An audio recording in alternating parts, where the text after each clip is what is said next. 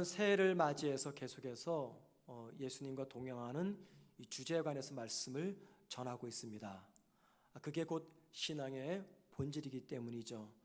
마음을 잘 지켜서 예수님 생각하고 예수님 바라보고 예수님과 동행하게 되면 그 결과 우리의 삶에서 인격과 성품의 변화의 열매가 나타난다라고 말씀을 드렸습니다. 그리고 예수님과의 동행의 도움을 갖기 위해서 우리가 한번 신앙의 일기를 써보자, 영성일기 혹은 신앙일기 혹은 예수 동행일기를 써보자 권면을 드렸는데 우리 성도들 중에 일기를 쓰는 분들이 계시더라고요.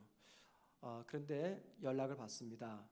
목사님 이렇게 쓰는 게 맞는지요? 그래서 제가 지금 진행하고 있는 예비설장 교육과 또 도고기도 교육이 다 끝난 다음에 한번 신앙일기 쓰는 것에 관해서 세미나를 좀 할 계획입니다. 여러분들이 그때 많이 참석해 주시기를 부탁드립니다. 자, 여러분, 제가 지난 1월 달부터 지난주까지 매주일마다 예수님과 동행하는 주제에 관해 설교를 드렸는데 여러분 주님과 잘 동행하고 계시죠? 다 계시리라 믿습니다. 뭐 이렇게 마스크를 썼으니까 표정을 알 수가 있나요? 이게 잘 하시리라 믿습니다. 그런데 제가 보니까요, 예수님과 동행하는 게 정말 힘이 들어요. 오히려 예수님을 멀리하는 게 더 쉽습니다. 예수님과 동행하는 것은 어렵고 예수님과 멀어지는 것은 더 쉽다는 것을 느낍니다. 아마 저보다 믿음이 더 좋으신 여러분들은 조금 나았겠지만 그래도 우리 모두가 함께 공감할 거예요. 야, 신앙인으로서 주님과 동행하는 게 이렇게 어렵구나 생각을 할 겁니다. 그래도 그나마 매 주일마다 목사가 강대상에서 예수님과 동행하자고 막 잔소리처럼 설교해야 되니까는 그래도 의식하면서 살아가지. 저 천목사가 저런 설교마저도 안 했다면 과연 내가 평소에 주님과 동행하면서 살아갈 수 있었을까? 그런 생각이 여러분 조금 드시죠? 예수님과 동행하는 게 참 어렵습니다. 이게 참 얼마나 아이러니한 게 우리가 예수를 믿으면서도 예수님과 동행하는 게 너무너무 어려워요. 왜 어렵습니까, 여러분? 마음은 주님과 동행하고 싶고 마음은 진실하게 살고 싶은데 몸은 그렇게 따라오지 않습니다. 그 이유는 예수님과 동행하려고 하는 우리의 삶에 끼어들어서 방해하는 세력이 있기 때문입니다. 자, 그 세력을 성경은 악한 영, 사탄, 마귀라고 합니다. 악한 영인 마귀는 우리가 주님과 동행하지 못하도록 수단과 방법을 다 동원해서 너무너무 집요하게 그리고 극렬하게 반대합니다. 바울은 그 이야기를 오늘 본문에서 하고 있습니다. 자, 여러분, 저와 여러분이 주님과 동행하는 삶을 살고자 한다면 먼저 중요한 한 가지 질문에 답을 하셔야 됩니다. 조금 유치한 질문입니다. 저걸 질문이라고 물어보나 생각되는 질문입니다. 여러분 답할 준비 되셨습니까? 자, 여러분은 정말 악한 영, 사탄, 마귀를 믿으십니까? 사탄이 존재함을 믿으십니까, 여러분들? 이 사탄에 대한 우리 인간의 입장에 대해서 C.S. 루이스라는 기독교 작가는 그가 쓴 책 스크루테이프의 편지라는 책에서 너무너무 극단적인 대조되는 두 입장을 이렇게 써놓았습니다. 마귀들과 관련하여 인류가 범할 수 있는 두 개의 오류가 있다. 하나는 인간은 마귀들의 존재를 믿지 않는 것이고 다른 하나는 마귀들의 존재를 믿지만 마귀들에 대하여 건전치 못하고 지나친 관심을 갖는 것이다. 마귀들은 이 두 가지 인간의 오류들을 기뻐한다. 마귀가 기뻐하는 것은 첫 번째, 사람이 마귀 존재 자체를 믿지 않는 것을 너무너무 기뻐합니다. 둘째는 마귀 존재를 믿을 때 그 마귀에 대해서 지나치게 확대 해석해서 우리가 너무너무 두려운 공포의 대상으로 생각하는 것도 굉장히 마귀는 좋아하는데 이게 바로 잘못된 견해라고 C.S. 루이스는 이야기합니다. 자, 여러분, 마귀 존재를 믿으십니까? 사람에게는 두 개의 눈이 있습니다. 우리 육안으로 볼 수 있는 자연계를 바라보는 눈이 있고요. 또 우리 육안으로는 볼 수 없는 그 자연계 너머에 있는 영의 세계를 보는 영의 눈입니다. 우리 예수 믿는 사람들은 두 개의 눈을 가지고 있습니다. 그리고 그 두 개의 눈을 가지게 되면 눈에 보이는 세계를 넘어 눈에 보이지 않는 영의 세계를 보며 그 영적인 존재인 사탄까지도 우리가 믿게 됩니다.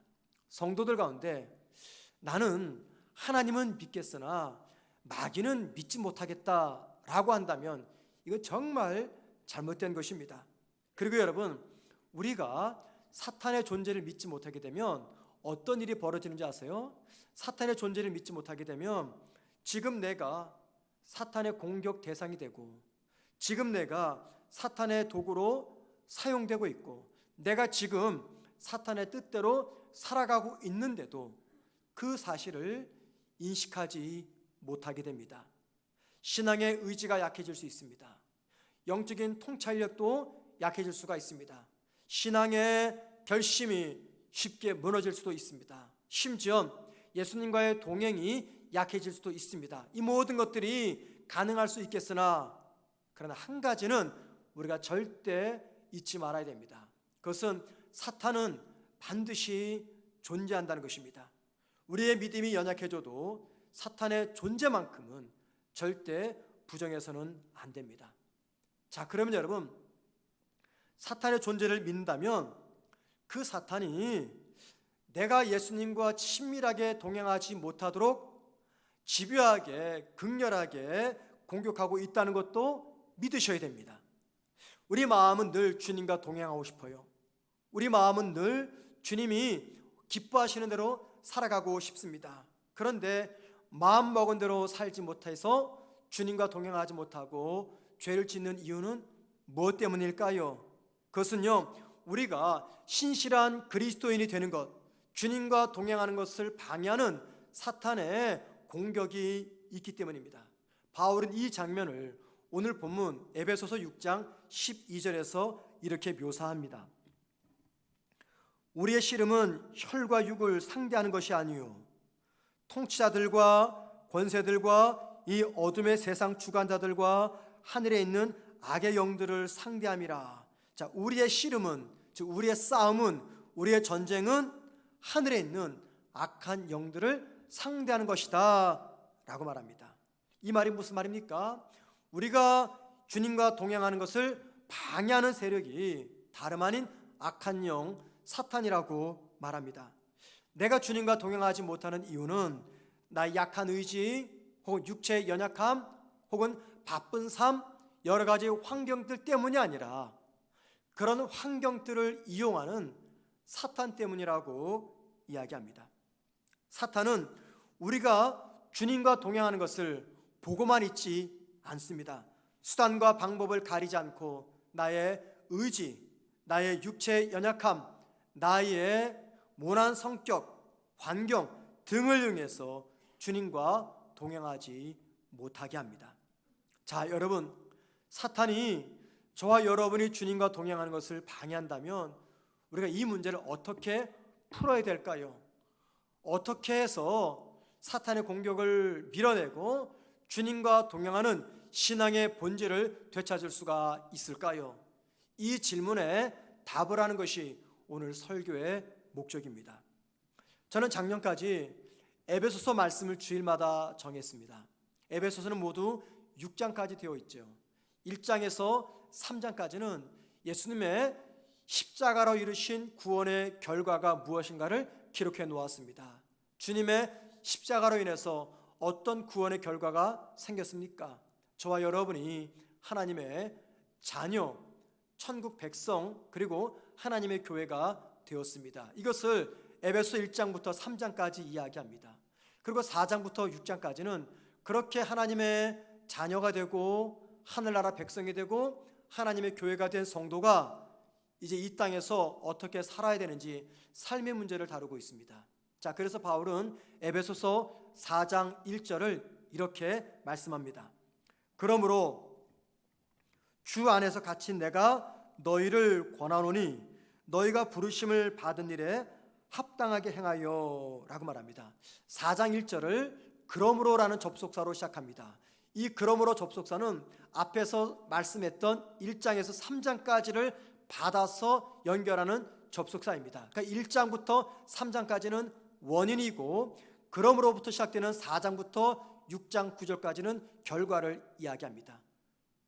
자, 여러분, 우리가 예수를 믿어 하나님의 자녀가 된 그 결과가 무엇이라고 말합니까? 4장 1절 뒷부분에서 너희가 부르심을 입은 일에 합당하게 행하라 라고 말합니다. 하나님이 우리를 부르셨어요. 하나님의 자녀로 그 부르심에 합당하게 살아가라 라고 하면서 이제 4장 2절부터 6장 9절까지 어떻게 사는 삶이 합당하게 사는 삶인지 구체적으로 설명해 줍니다. 그 삶이란 먼저 착하게 사는 것이고 서로 사랑하는 삶입니다. 힘들 때 오래 참는 것이고 교만하지 않고 겸손한 것입니다. 다른 사람의 잘못을 이해하고 용서해 주는 것입니다. 거짓말하지 않고 정직하게 말하는 것입니다. 화를 내지 않는 것입니다. 남의 것을 탐내거나 도둑질하지 않는 것입니다. 불쌍한 이웃을 도와주는 것입니다.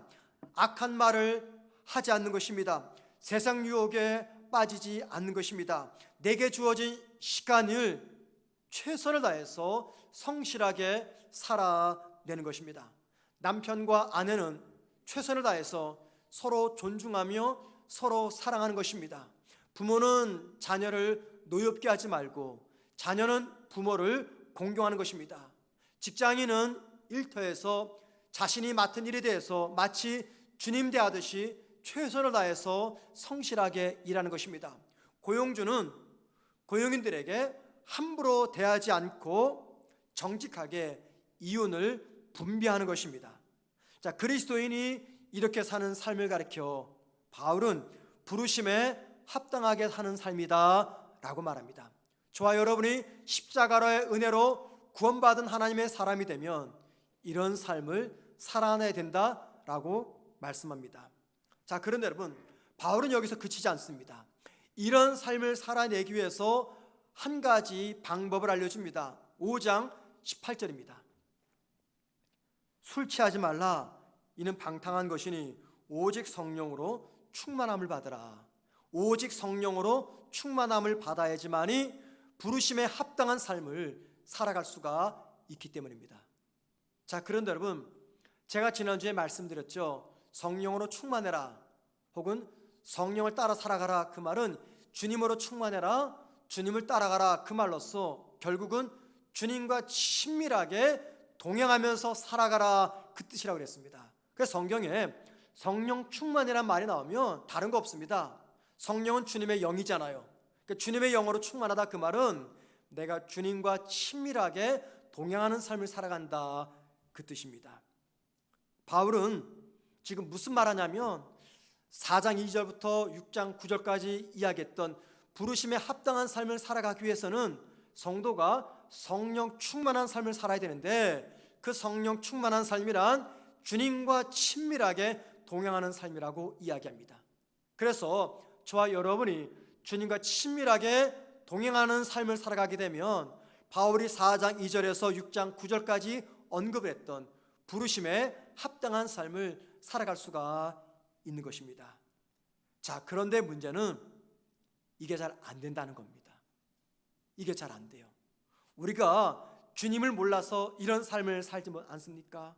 우리가 성경을 몰라서 이렇게 살지 못합니까? 그게 아니죠. 그 이유는 이런 삶을 살지 못하도록, 궁극적으로는 주님과 동행하는 삶을 살지 못하도록 사탄이 방해하고 있기 때문에 우리가 예수를 믿어도 주님과 동행하기 어렵고, 자, 그러다 보니 성경에서 말씀하는 믿는 자가 살아내야 될 삶의 모습들을 살아내지 못하고 있는 것입니다. 자, 그래서 바울은 이 문제를 해결하기 위해서 사탄이 주님과 동행하지 못하는 것을 방해하는 것, 이것을 해결하기 위해서 한 가지 더 우리에게 권면합니다. 6장 10절과 11절입니다.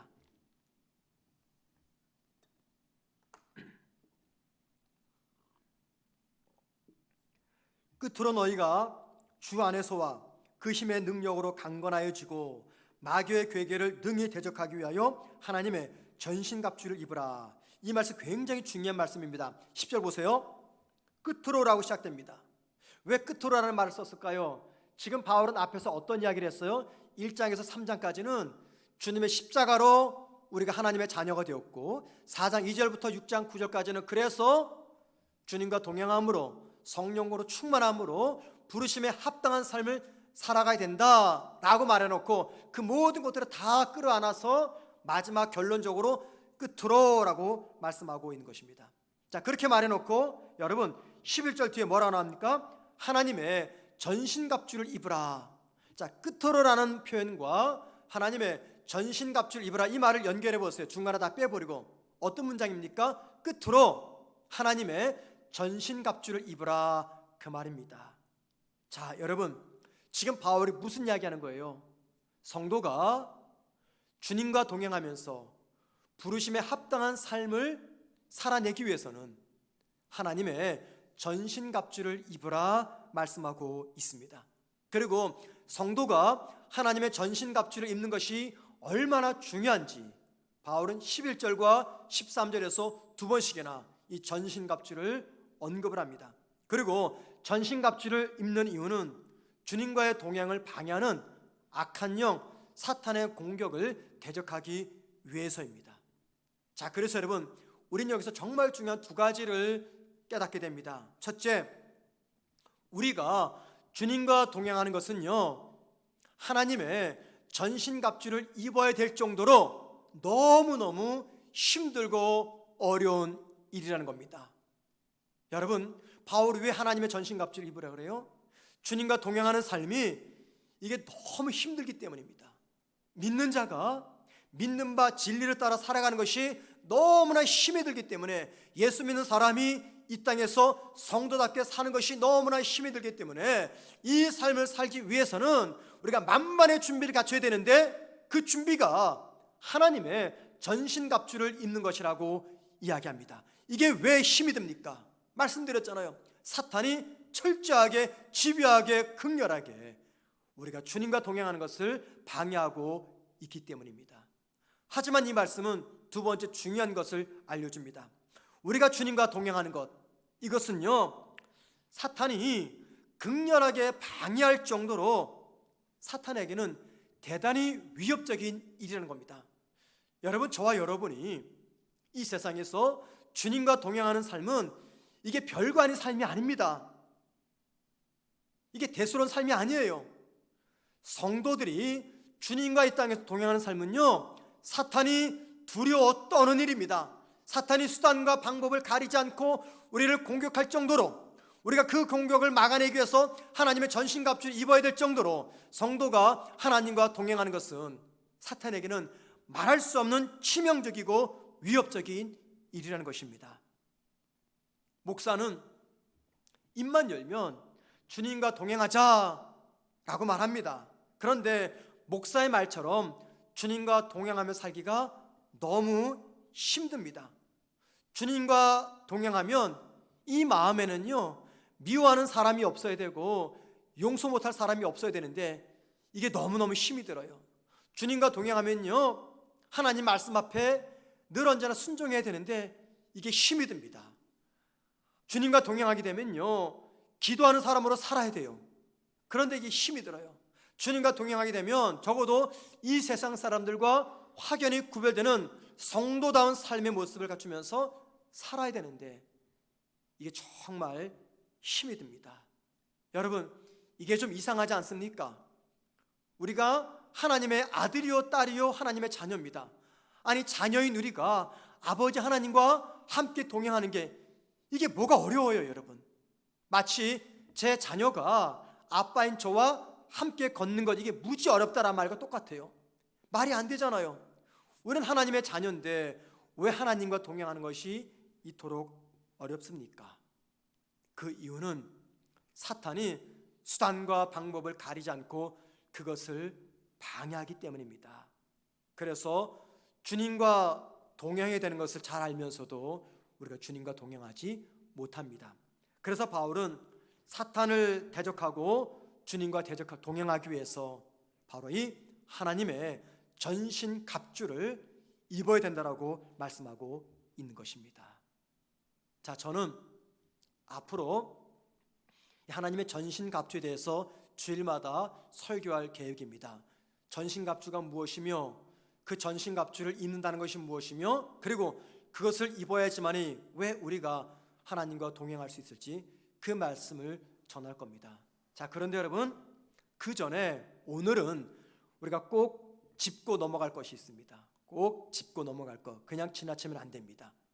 그것은요, 전신 갑주는 육적인 전투 복장이 아니라 영적인 전투 복장이라는 것입니다.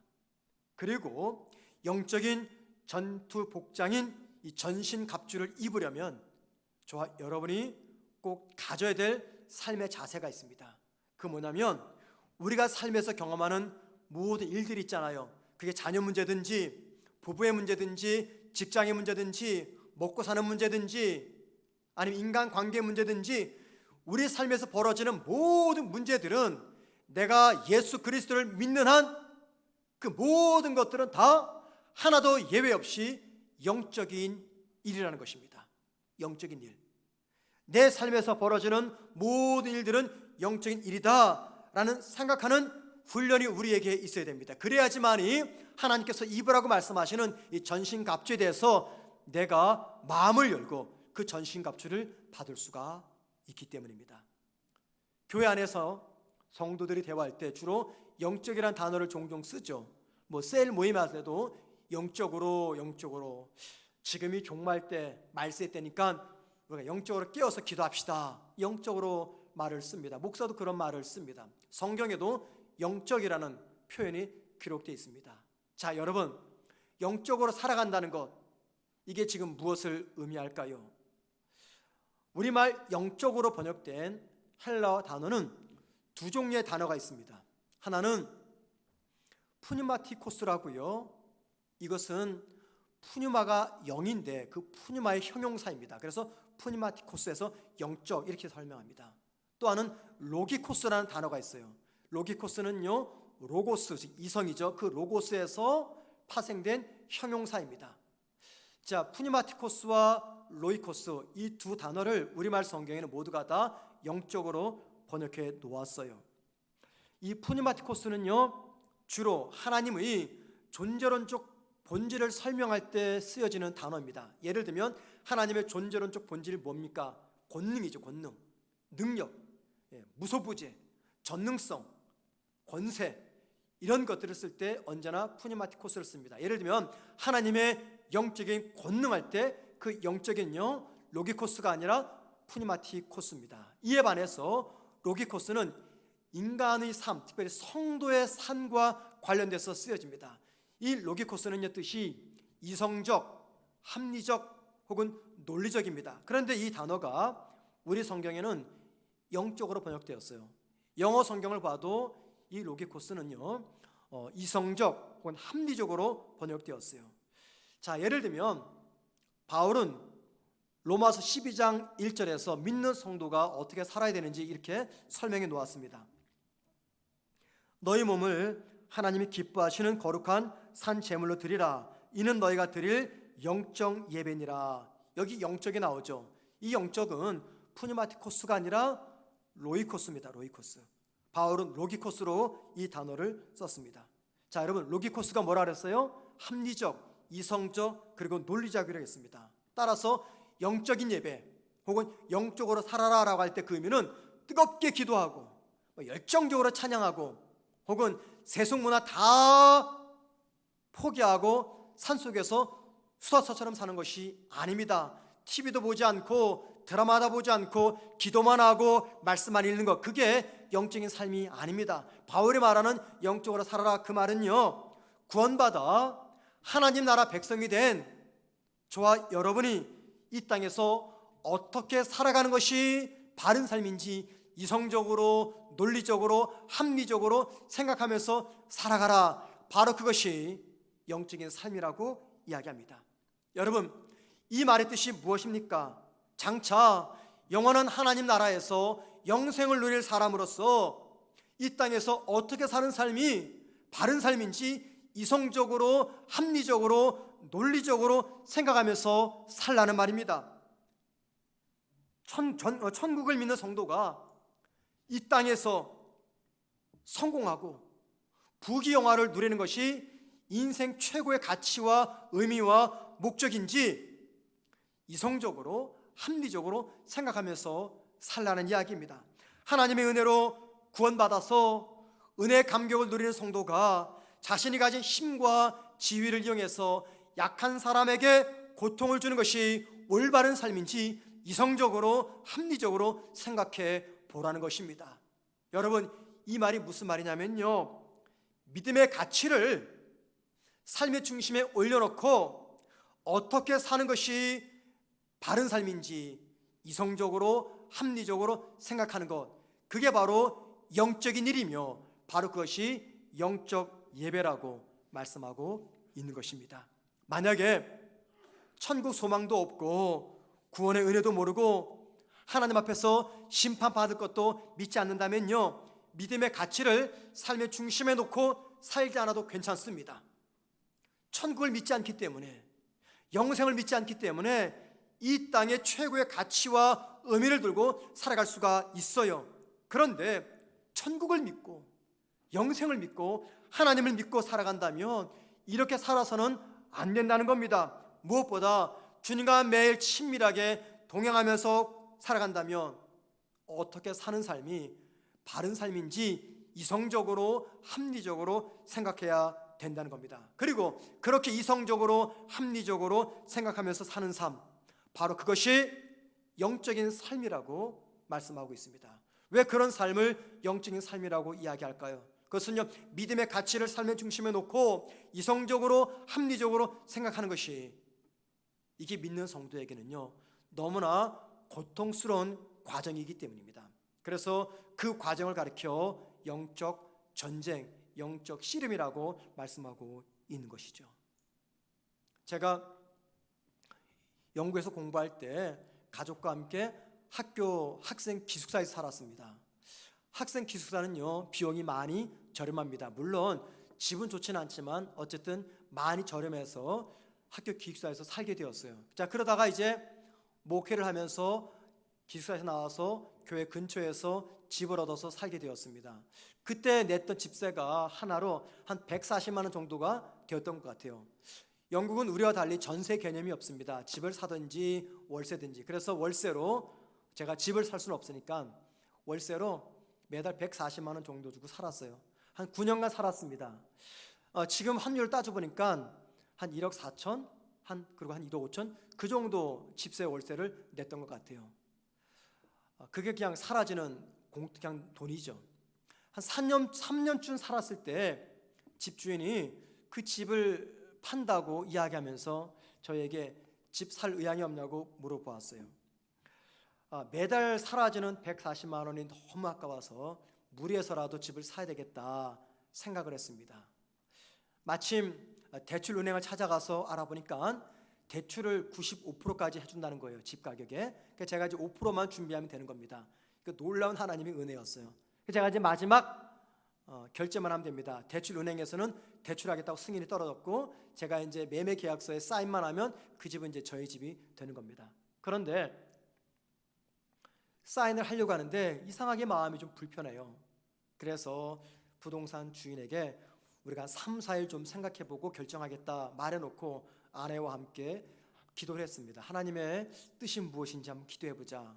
그렇게 한 3, 4일 기도해보고 나서 아내와 저에게 똑같은 마음이 주어진 거예요. 평소 저희들은요 삶을 좀 단순하게 살아가는 습성이 있었습니다. 뭐 플랜 B, 플랜 C 이런 거 없이 그냥 아주 단순하게 살았어요. 또 집 살림도 굉장히 단순합니다. 저희 집에 오시면요 가구가 너무 없는 것을 보시고 놀랄 거예요. 거실에 TV 딱 하나 붙어 있고 뒤에 소파 하나 있습니다. 그래서 하면요 매아래가 울려 퍼집니다. 조금 거짓말하면은. 단순하게 살자, 이게 모토입니다. 목회자다 보니까는 너무 앞뒤 재면서 계산적으로 살지 말자 그거죠. 그냥 그때그때 주시는 하나님의 은혜로 살자 하면서 여기까지 왔어요. 그럼 평소 저희들의 삶의 어떤 그 원리에 입각해 볼 때 집을 사는 것이 맞지 않은 것 같아요. 하나님 어떤 마음을 주셨냐면 제가 그 교회에서 목회할 때 나는 공부한 학생이니까 공부 마치면 한국으로 갑니다 이야기하고 공부 마칠 때까지 목회를 했어요. 언제 어떻게 하나님이 저에게 새로운 목회해 주실지 모르는 겁니다. 그런데 만약에 제가 집을 딱 사놓으면 나중에 하나님이 새로운 목회주로 저를 보내실 때 그 집이 저희 발목을 잡을 것만 같았어요.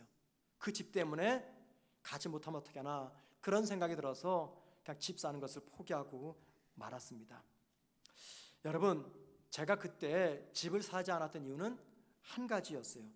하나님이 언제라도 나를 새로운 사역자로 보낼 때 즉시 순종하기 위해서 집을 사지 않았습니다. 왜냐하면 그때 목사인 제가 믿음의 가치를 삶의 중심에 올려놓고 이 집을 사는 것이 과연 이성적으로 합리적으로 맞는가를 고민했기 때문입니다. 그렇게 이성적으로 합리적으로 생각해 보니 집 사는 것이 주님께서 기뻐하지 않겠다 결론을 내렸고, 집 사는 것이 주를 위해서 도움이 안 되겠다 그런 결정을 하고 집을 사지 않았습니다. 그런데 여러분, 그런 결정을 할 때 쉽게 휘파람 불면서 결정하지 않았습니다. 마음이 많이 힘들었습니다. 갈등도 있었고 고민도 있었습니다. 제 마음에는 이런 이야기도 소리도 들렸어요. 왜 너만 유별나게 그렇게 사느냐? 하면 네 주변을 봐라. 많은 한국 목사들이 여기서 목회하면서 집 사고 잘 살아간다. 왜 너만 그러느냐? 그리고 집 산다고 하나님이 보내실 새로운 사역지로 왜 못 간다고 생각하느냐? 공돈으로 날아가는 돈이 얼마나 많은데 어떻게 그러느냐? 그리고 지금 집을 사놓으면 집값이 올라갈 것이고 나중에 한국 돌아갈 때 그 집 팔아서 집 한 칸이라도 장만하지 않겠느냐? 그런 등등의 생각들이 제 마음속에 있었습니다. 여러분, 매달 140만 원 돈이 사라지는데 이게 마음이 힘들지가 않겠습니까? 집을 사면 얻게 되는 경제적인 이득이 있어요. 그런데 그것을 포기하는데 어찌 그 과정이 힘들지 않겠습니까? 많이 힘들었습니다.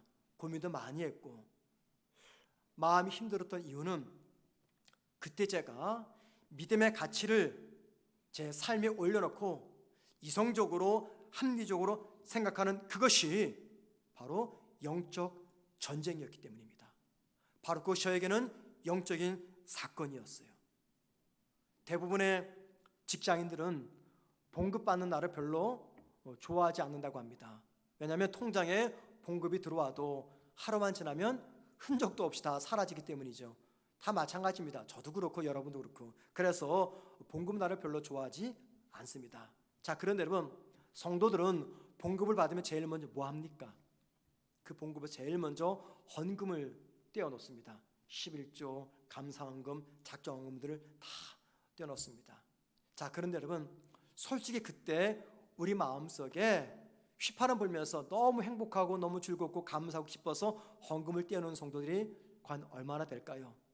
많은 성도들은 그 헌금을 떼어놓을 때 마음이 많이 불편합니다. 불편해요. 그런데도 헌금을 떼어놓습니다. 왜 그렇습니까? 믿음의 가치를 삶의 중심에 놓고 이성적으로 합리적으로 생각하면요, 나에게 생명을 주셨고 일할 수 있는 건강을 주셨고 일할 수 있는 직장을 주셨고 무엇보다 영생의 은혜를 주셨기에 아무런 갈등과 고민 없이 즐겁고 감사하며 헌금을 떼야 되는데 그게 쉽지 않기 때문입니다. 이성적으로 합리적으로 생각하니까요, 이게 너무나 힘이 든 거예요. 그래서 성도들이 헌금을 떼어놓는 바로 그 순간이 영적 전쟁의 시간입니다. 주님과 동행하면 어떤 경우에도 내가 불안하지 않고 편안히 걱정, 근심 없이 잘 살 수만 있을 것만 같습니다. 자, 그런데 현실은 어떻습니까? 주님과 동행해도 내 손에 붙잡힌 것들이 내 손에서 빠져나갑니다. 내가 주님과 동행해도 자녀의 앞날에 먹구름이 밀려오고 그로 인해서 부모된 우리는 걱정과 근심과 두려움에 휩싸여 살아가게 됩니다. 그래서 절망하게 되고 그래서 의심하게 됩니다. 믿음의 가치를 삶의 중심에 놓고 이성적으로 합리적으로 생각하면은 걱정하지 않을 것 같고 의심하지 않을 것 같은데, 그런데 그게 잘 안 됩니다. 오히려 더 힘이 듭니다. 그래서 여러분, 우리가 믿음의 가치를 놓고 이성적으로 합리적으로 생각하는 것, 그게 바로 우리에게는요 영적 전쟁이라는 것입니다. 믿는 우리가 믿음의 가치, 영생의 가치, 그리고 신앙의 가치를 삶의 중심에 놓고 이성적으로 합리적으로 생각하게 되면은 그 과정 속에 많은 갈등을 하게 됩니다. 믿음으로 살아야 되는데 그렇게 살지 못하니까 갈등합니다. 주님과 함께 동행해야 되는데 그렇게 살지 못하니까 갈등하게 됩니다. 우리가 주님과 동행하려고 하면은 더욱더 갈등은 더 가중됩니다. 왜요? 이게 곧 영적 전쟁이기 때문입니다. 우리가 주님과 동행하면 그 결과로서 반드시 열매가 나타납니다. 그 열매를 보시는 우리 하나님은 기뻐하지만 그 열매를 바라보는 사탄은요 큰 고통을 겪게 됩니다. 왠지 아십니까?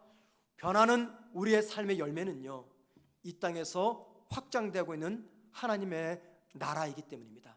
하나님의 나라가 확장되면 상대적으로 사탄의 영역은 줄어들게 됩니다. 그래서 사탄은 수단과 방법을 가리지 않고 자신의 영역을 지키기 위해서 저와 여러분이 주님과 동행하지 못하도록 방해하고 있는 것입니다.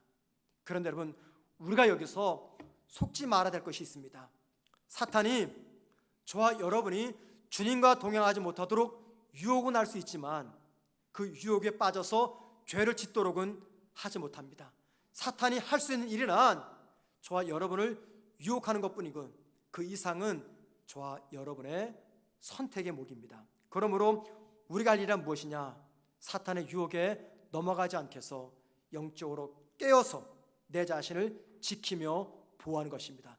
영적으로 깨어있는 게 무엇입니까? 믿음의 가치를 내 삶의 중심에 놓고 이렇게 결정하는 것이, 이렇게 행동하는 것이 이성적으로 합리적으로 옳은가를 생각하는 것입니다. 예수 믿는 내가, 하나님을 섬기는 내가, 영생을 붙들고 살아가는 내가 이렇게 살아가는 것이 과연 이성적으로 합리적으로 맞는 것인지 생각하는 것, 이게 바로 깨어서 영적으로 사탄을 대적하는 과정입니다. 그게 바로 영적 전쟁이라고 말합니다. 여러분, 우리 앞에 참 많은 선택과 결정의 순간들이 놓여 있습니다. 자녀 문제든지 가정의 문제든지 직장과 사업과 물질의 문제든지 인간관계의 문제든지 너무나 많은 선택과 결정의 순간들이 우리 앞에 놓여 있습니다. 그런데 여러분, 잘 들으셔야 됩니다. 어떻게 선택하느냐에 따라서 내가 사탄이 기뻐하는 선택을 하고요, 어떻게 선택하느냐에 따라서 내가 하나님께 기쁨을 드리는 선택을 할 수가 있습니다. 그 중심에 뭐가 있냐면 내 믿음의 가치를 그 모든 선택과 결정 위에 올려놓고 이렇게 선택하는 것이 이성적으로 합리적으로 옳은가를 깊이 생각하는 것입니다. 예수 믿는 내가 이렇게 생각하는 것이 과연 바른 선택인지 바른 결정인지 고민하고 생각하는 것, 이게 바로 영적인 일이며 바로 그 과정이 사탄과 치열하게 싸워나가는 영적 전쟁이라는 것입니다. 여러분, 이번 한 주간 저와 여러분 앞에 많은 순탁의 순간들이 기다리고 있습니다. 많은 결정의 일들이 기다리고 있을 겁니다. 어떻게 선택하고 어떻게 결정하시겠습니까? 그때 우리에게 필요한 것은요, 믿음의 가치를 그 중심에 놓고 이게 옳은지 이성적으로 합리적으로 생각하는 것입니다. 그러기 위해서는 저와 여러분이 생각의 게으름에 빠져서는 안 됩니다. 우리 모두가 이성적으로 합리적으로 생각함으로 주님과 친밀하게 동행하는 그런 삶을 살아가기를 주님의 이름으로 축원을 드립니다. 자, 오늘 말씀을 기억하면서 우리 함께 찬양하실 때 선한 능력으로라는 제목으로 찬양합니다. 우리 주님께서 믿음의 가치를 놓고 결정하고 선택하는 저와 여러분에게 바른 능력을 주셔서 영적인 전쟁에서 승리하기를 간절히 바라는 그런 마음으로 이 찬양 부르면서 준비하신 헌금드립니다.